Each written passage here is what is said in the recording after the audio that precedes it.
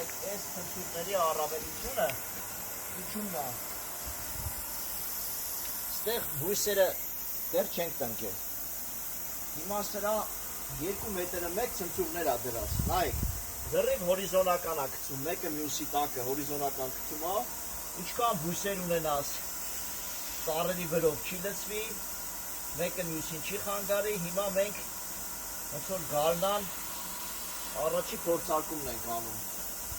Խոտը ես իմ նախորդ նյութերում ասել էի, ծնածը ինքնուրույն լրիվ, որտեղ ոչ աշնանն է ջրվել, ոչ գարնանը նոր, միացնում ենք համակարգը։ Հիմա ինչ եմ անում, լրիվ հերթով փորձարկում եմ։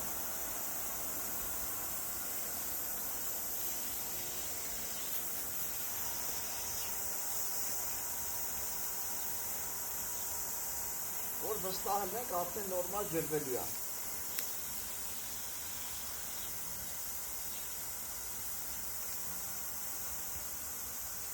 Ու այս բաժիններով 2 մետրը մեկ ցնցուկներ է գնում։ Ամբողջ արանքները տարբեր բույսերով, ոնց ուզենանք, ինչ բուսականություն ուզենանք կտեղադրենք։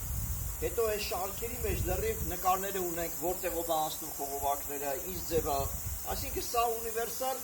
մոնտաժ է դառնում։ Սկզբից շատ է ծախսը գալի, այսինքն կրկնակի է գնում, այսինքն ինչ առումով, թե նյութը, թե աշխատանքը, որտեղ քանակով շատ է ցնցուկներ դնում։ Բայց հետագայում ջրի ծախսը լրիվ կրճատվում է։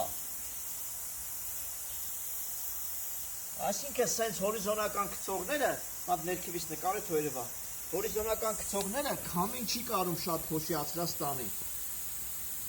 Ջուրը մնում է այգում, ոչ թե քամին տանում է։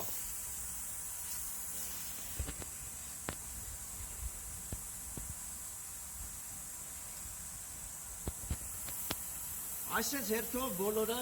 փորձարկենք։ Այս process-ը այսքան է։